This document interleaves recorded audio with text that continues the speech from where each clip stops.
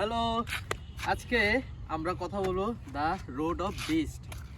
এটা সম্পূর্ণ একটা ভিডিও আমরা তুলে ধরবো, দেখি এটার মধ্যে কী কী আছে, রাইডিং এক্সপিরিয়েন্স কেমন, এটা দেখতে কেমন, এটা সাউন্ড কোয়ালিটি কেমন, বিল কোয়ালিটি কেমন, সব কিছু মিলে আমরা একটা পারফরমেন্স দিব।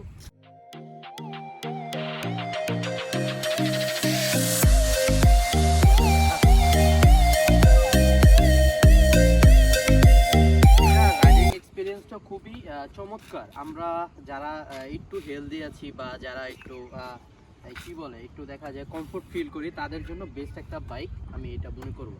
আমার পার্সোনালি দেখিয়ে বলতেছি, আমি কারোটা বলতেছি না, কারণ দেখা যায় যে R15 বা GSX-R এটা অনেকটা ডাউন হতে হয়, GSX-R অনেকটা ডাউন হতে হয়, আর হচ্ছে B3ও বা B4ও অনেক ডাউন হতে হয়। বাট এটার ক্ষেত্রে ওইরকম না, এটার ক্ষেত্রে ফুললি কমফোর্ট।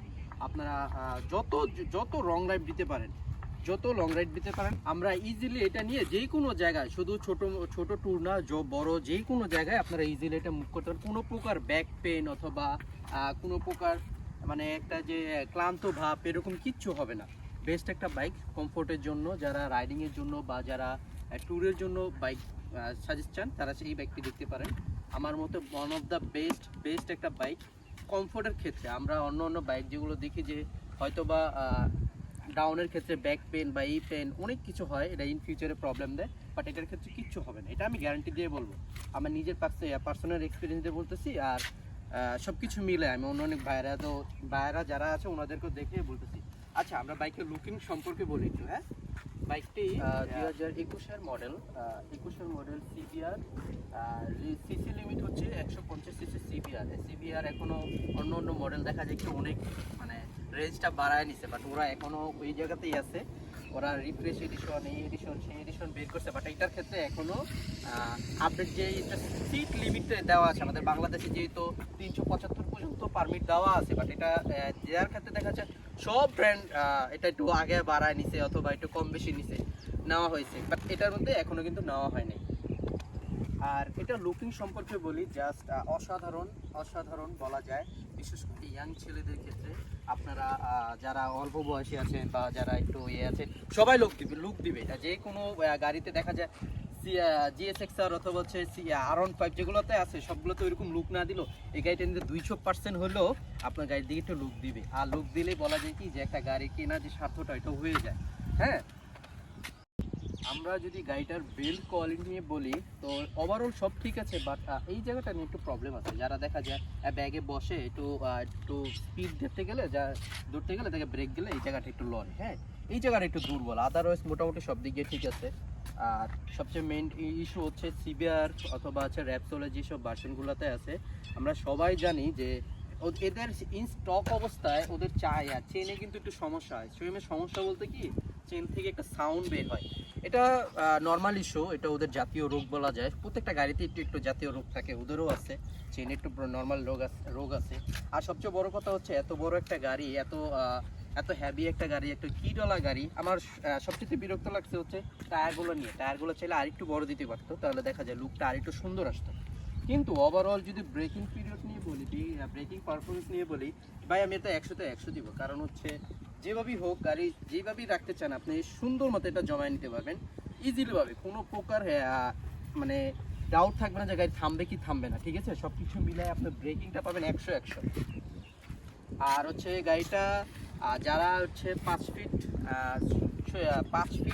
5'এর মধ্যে যারা আছেন তাদের জন্য মানে সর্বনিম্ন বলা যায়, আমি আমার পার্সোনালি বলতেছি 5 ফিট 5'এর নিচে যারা আছে তাদের ক্ষেত্রে দেখা যায় একটু টাফ হইলো। 5 ফিট 5'এর পরে যারা আছে তাদের কাছে একবারে কমফোর্ট, একবারে ইজিলি আপনারা সব কিছু পাবেন, ইজিলি একবারে সব কিছু মুভিং করতে পারবেন। ঠিক আছে, ওভারঅল। আর বাইকটা মাইলেজ নিয়ে যদি কথা বলি তো এটা সিটিতে দেখা যায় 30 থেকে 32 পর্যন্ত পাবেন, আর হাইওয়েতে বলা যায় 40 থেকে 45। মানে রাইডিং এক্সপিরিয়েন্স থেকে বলতেছি।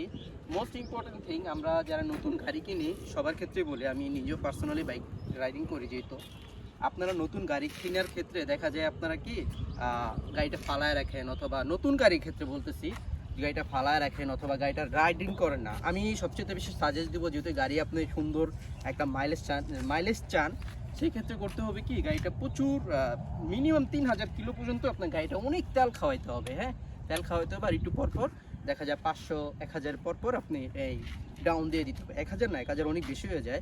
300-500-র মধ্যে আপনার মোবিল ডাউন দিয়ে দিলে আপনার গাড়িটার ইঞ্জিনটা অনেক স্মুথ থাকবে, সাউন্ডটাও স্মুথ থাকবে। আর এই গাড়ির আমি আমার পার্সোনাল থেকে বলতেছি, গাড়িটা যে রাইডিংয়ের ক্ষেত্রে যে সাউন্ডটা হয় ওটার চেয়ে তুলনা আমি মনে করি যে এক জায়গায় বসে থাকলে যে সাউন্ডটা হয় ওটা আমার কাছে বেশি ভালো লাগে। সবার কথা জানি না, আমি নিজের কথা আমি বলতেছি আমার কাছে কীরকম ফিল হয়। এই তো ওভারঅল।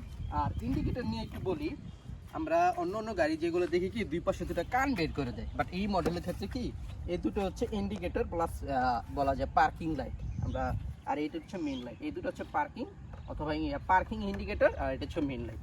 এটা এখনও কোনো গাড়িতে নাই আমার দেখা মতে, এই সিবিআর হন্ডা র্যাপসোলের মধ্যেই আছে। এই তো ওভারঅল বলা যায় গাড়িটা দেখতেও খুব সুন্দর, বিল কোয়ালিটি নিয়েও খুব ভালো। আর সবচেয়ে বড় কথা হচ্ছে এই গাড়ি কিন্তু সবাই ইউজ করে না, যারা স্ট্যান্ডার্ড, যারা একটু অ্যাফোর্ড করতে পারে তারাই কিন্তু এইটা ইউজ করে। খুবই দামি একটা গাড়ি, দেখতে দেখা যায় যেমনই হোক, বাট দেখতে দেখা যায় যেমনই, ওভারঅল গাড়িটা কিন্তু ভালো একটা প্রাইস। হ্যাঁ, সব কিছু মিলে দেখা যায় ওভারঅল বেস্ট একটা গাড়ি। আপনারা যারা নেবেন একটু ভেবেচিন্তে নিয়েন। আর সার্ভিসের ক্ষেত্রে একটু বলি আগে কথা বলি হচ্ছে গাড়ির লুকিং নিয়ে তো আমরা কথা বললাম। আচ্ছা, লুকিং ক্ষেত্রে আমরা এই চশমা দাও একটা সুন্দর করে লুকিং দিই।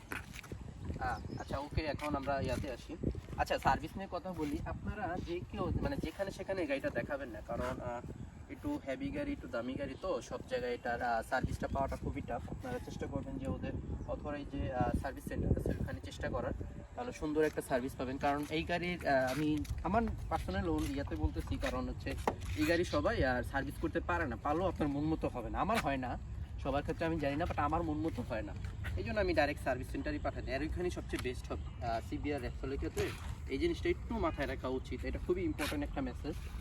তো ওভারঅল গাড়িটার সার্ভিসটা নিয়ে একটু খেয়াল রাখলে গাড়িটা আপনাকে সুন্দর একটা পারফরমেন্স দিবে। ঠিক আছে, খুব সুন্দর একটা পারফরমেন্স দিবে। আমাদের অলরেডি প্লাস 25 অথবা 25-30 কিলো 25-26 হাজারের মতো এটা চালানো হয়ে গেছে। আমরা ওইভাবে একটা সার্ভিস দিই, তো যার কারণে আমাদের কাছে এখনো নতুনই লাগে। আর সে র্যাপসোলের ক্ষেত্রে আমি এটা কখনোই আশা করিনি এত কম ইয়েতে এই যে স্টিকার উঠে গেছে। অন্যান্য গাড়ি দেখা যায় কি যে আমরা অনেক বছর যায় স্টিকার বা ইয়েটা, বাট এটার ক্ষেত্রে কিন্তু একটু ভিন্নতা। হ্যাঁ, এটার স্টিকারগুলো কিন্তু খুবই তাড়াতাড়ি উঠে যায়। এটা হচ্ছে অনেক কারণ, এক হচ্ছে স্টিকারটা ওরকম ভালো পড়ে না, দ্বিতীয়ত যে গাড়ি ওয়াশের ক্ষেত্রে দেখা যায় পানির প্রেশারের কারণে এটা স্টিকারটা উঠে যায়। তো এই দিকটা একটু খেয়াল রাখতে হবে। আর ব্রেকিংয়ের সম্পর্কে আমি যেটা বলেছিলাম, গাড়িটাতে এবিএস দেওয়া আছে। এক কথা 100-তে 100, জাস্ট মাখন গাড়িটা। ব্রেকিংয়ের ক্ষেত্রে আমি খুবই কমফোর্ট ফিল করি, খুবই রাইডিং ফিল করি যতই চিপা চাপা যে। আর মোস্ট ইম্পর্টেন্ট থিং, আপনারা চিপা চাপা এই গাড়ি নিয়ে মুভমেন্ট করতে যাবেন না, তাইলে দেখবেন কি গাড়িতে দুই একটা ভালোবাসা লেগে গেছে।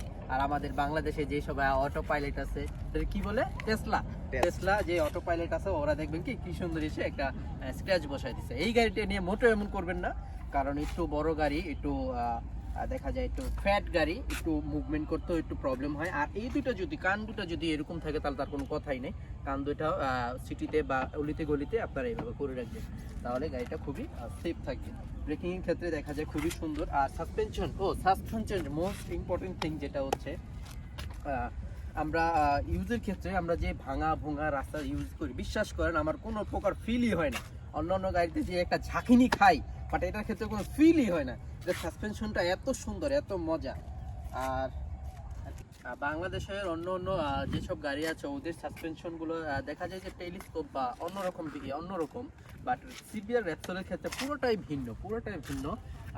সেটা কারণও আমি বলবো, এটা সাসপেনশনটা ভিন্নতা দেখা যায়। যত ঝাঁকি টাকি যত এভরিথিংয়ে হোক না কোনো, আপনার ওরকম ফিল হবে না।